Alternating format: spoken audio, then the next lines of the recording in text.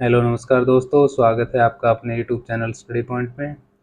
आज हम पढ़ेंगे इंडियन पॉलिटी की एमसीक्यू सीरीज़ का चैप्टर नंबर 3। ऑलरेडी हम 2 चैप्टर कवर कर चुके हैं। हमारा तीसरा चैप्टर है सिटीजनशिप, जिसको हम नागरिकता बोलते हैं। नंबर 1 हमारा है, which of the following parts of the Indian constitution deals with the citizenship. भारतीय संविधान का वे कौन सा पार्ट है जो डील करता है सिटीजनशिप से, नागरिकता से। इसके ऑप्शन हम देख लेते हैं। ऑप्शन ए है इसका पार्ट 1, ऑप्शन बी है पार्ट 2, ऑप्शन सी है पार्ट 3 एंड ऑप्शन डी है इसका पार्ट 5। इसमें जो हमारा पार्ट 1 है वो डील करता है यूनियन एंड टेरिटरी से।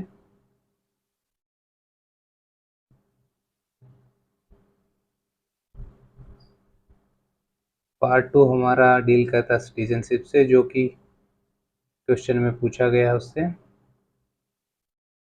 थर्ड हमारा डील करता है फंडामेंटल राइट से। एंड लास्ट वन है, फिफ्थ हमारा डील करता है यूनियन से, जिसमें यूनियन की सारी रूल रेगुलेशन है उनसे।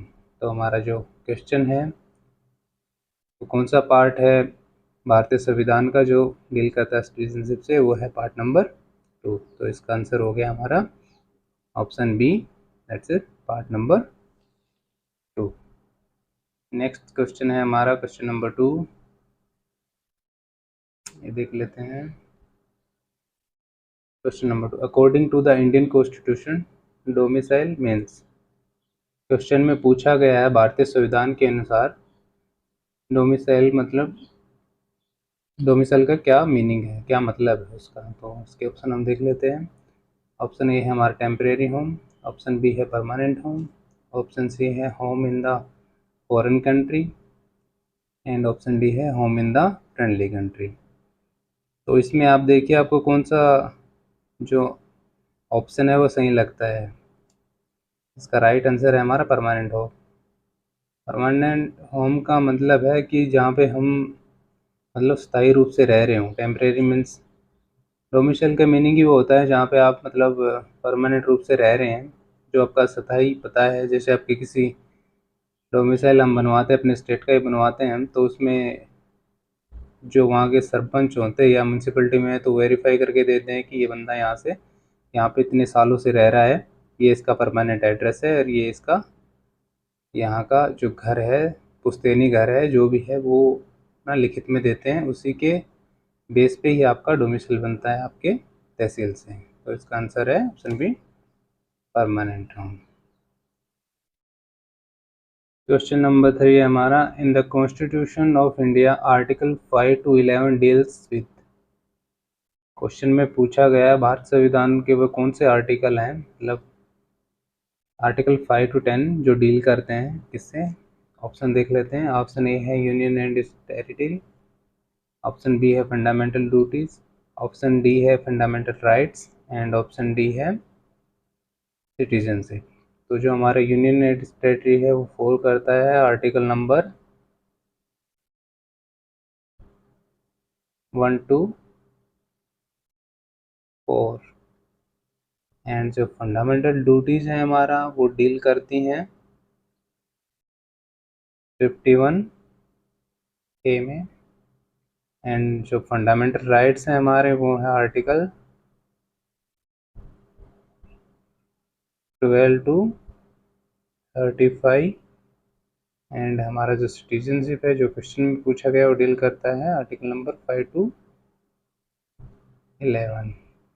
तो इसका हमारा ऑप्शन हो गया, आंसर है ऑप्शन डी। जो भारतीय संविधान का सिटीजनशिप है वो डील करता है आर्टिकल नंबर 5 से 11 के बीच में।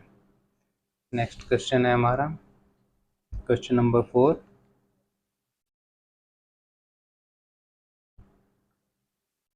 To become a citizen of India is not a necessary condition. मतलब क्वेश्चन में पूछा है कि भारत का संविधान बनने के लिए इसमें से कौन सी जो कंडीशन है नेसेसरी नहीं है, मतलब ज़रूरी नहीं है बिल्कुल। ऑप्शन हम देख लेते हैं। ऑप्शन ए है बर्थ इन इंडिया, भारत में जन्म।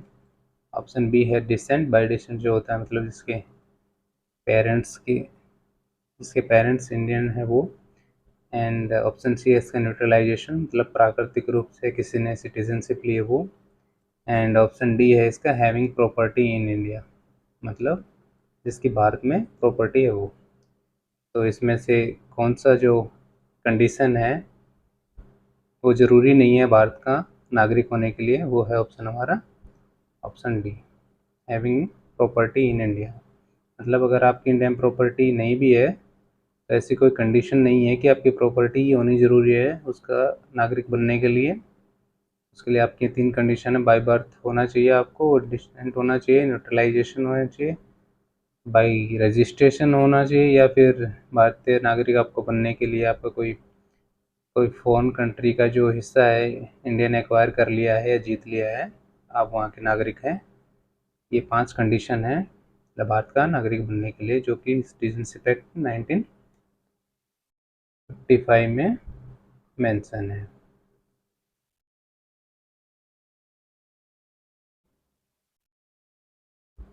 क्वेश्चन नंबर 5 है, by the process of neutralisation which one among the following can acquire the citizenship of India. Question में पूछा गया है मतलब प्राकृतिक रूप से वे कौन है जो एक्वायर कर सकते हैं, मतलब अधिग्रहण कर सकते हैं भारतीय नागरिकता का।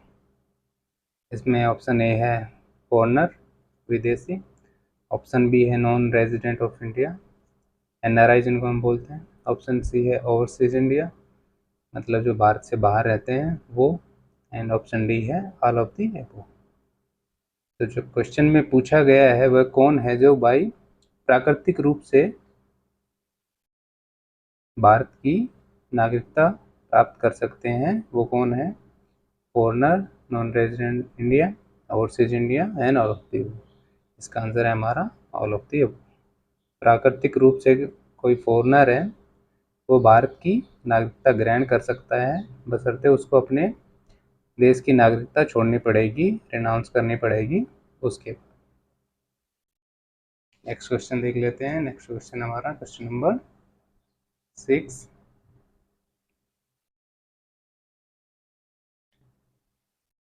Who is called the first citizen of India.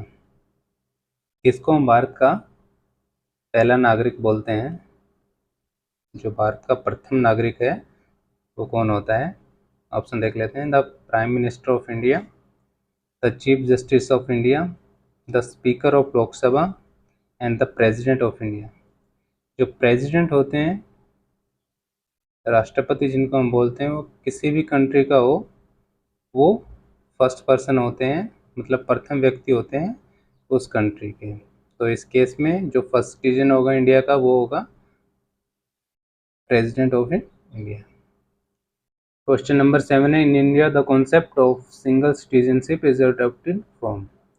Bharat ने जो सिंगल सिटीजनशिप का है जो कॉन्सेप्ट है वो किस कंट्री से अडॉप्ट किया है। ऑप्शन ए है फ्रांस, ऑप्शन बी है USA, option C England, option D है कनाडा। जो हमने सिंगल सिटीजनशिप का कॉन्सेप्ट है वो हमने अडॉप्ट किया है इंग्लैंड से। बाकी फ्रांस में भी ड्यूअल सिटीजनशिप है, यूएसए में भी ड्यूअल सिटीजनशिप है एंड कनाडा में भी ड्यूअल सिटीजनशिप है। तो इसका हमारा आंसर हो गया ऑप्शन सी इंग्लैंड। यहाँ से हमने सिंगल सिटीजनशिप का जो कॉन्सेप्ट है वो अडॉप्ट किया है। नेक्स्ट क्वेश्चन हमारा क्वेश्चन नंबर 8।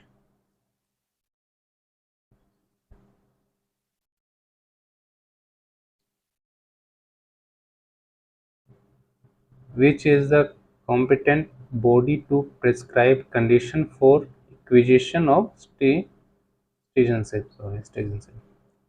वह कौन सी कंपोनेंट बॉडी है जो प्रिस्क्राइब करती है condition for the acquisition. Acquisition means अधिकरण या प्राप्ति कह सकते हैं हम, सिटीजनशिप का अधिकरण। मतलब जो कंडीशन है भारत की नागरिकता प्रदान करने की, वो कौन सी कंपेटेंट बॉडी है जो प्रिस्क्राइब करती है उसमें। ऑप्शन ए है हमारा पार्लियामेंट, ऑप्शन बी है प्रेसिडेंट, ऑप्शन सी है prime minister and option D है इलेक्शन कमीशन। इलेक्शन कमीशन तो इसमें कहीं से भी कोई बॉडी नहीं है हमारी जो प्रिस्क्राइब कर सके सिटीजनशिप की एक्विजिशन को, तो इसका आंसर है हमारा पार्लियामेंट। पार्लियामेंट के पास फुल पावर है अंडर द सिटीजनशिप एक्ट 1955 में। एक्विजिशन की उसको फुल पावर है, टर्मिनेशन की उसको फुल पावर है, मतलब कौन जो नागरिक हैं वो एक्वायर कर सकते हैं भारत की नागरिकता, और किस मैटर पे वो रेगुलेट कर सकता है यानी लॉ कि उसको डिप्राइव करनी पड़ेगी या टर्मिनेशन करनी पड़ेगी इंडिया की citizenship. Dual citizenship is a feature of, इसमें पूछा गया है जो ड्यूअल सिटीजनशिप है वो फीचर है, मतलब किस गवर्नमेंट का फीचर है। इसमें ऑप्शन है यूनाइटेड गवर्नमेंट, ऑप्शन बी है पार्लियामेंट्री गवर्नमेंट, ऑप्शन सी है प्रेसिडेंशियल गवर्नमेंट, ऑप्शन डी है फेडरल गवर्नमेंट। जो इसका ऑप्शन डी है तो इसका आंसर है फेडरल गवर्नमेंट। ये होता है वेस्टर्न कंट्रीज़ में, जैसे यूएसए हुआ वहाँ पे ड्यूअल सिटीजनशिप है, कनाडा हुआ वहाँ पे ड्यूअल सिटीजनशिप है, इटली हुआ वहाँ पे भी ड्यूअल सिटीजनशिप है, और ऑस्ट्रेलिया हुआ यहाँ पे भी ड्यूअल सिटीजनशिप है। तो वहाँ पे क्या है, फेडरल गवर्नमेंट है। इंडिया में क्या है, डेमोक्रेटिक गवर्नमेंट है। नेक्स्ट क्वेश्चन है हमारा क्वेश्चन नंबर 10।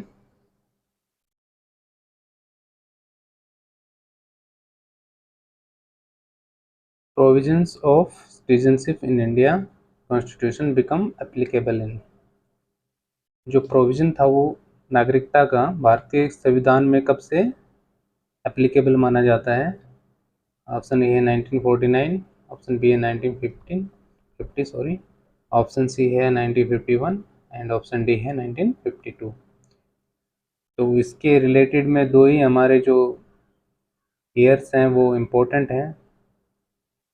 सिटीजनशिप एक्ट जो हमारा 1955 वो है, उसके बाद जो अमेंडमेंट हुई है 6 बार वो, एंड इसमें दिया गया 1950। ये इंडियन कॉन्स्टिट्यूशन के कमेंसमेंट के टाइम पे था, जब कमेंसमेंट हो रहा था 1950 में, कि ये हमारे जो राइट्स होंगे सिटीजनशिप के लिए, या फिर ये हमारी कंडीशन होंगी एक्वायरिंग ऑफ सिटीजनशिप के लिए, तो वो है हमारा कब से एप्लीकेबल है 1950 से। और ये हमारा सिटीजनशिप एक्ट आया था पहला 1955 में।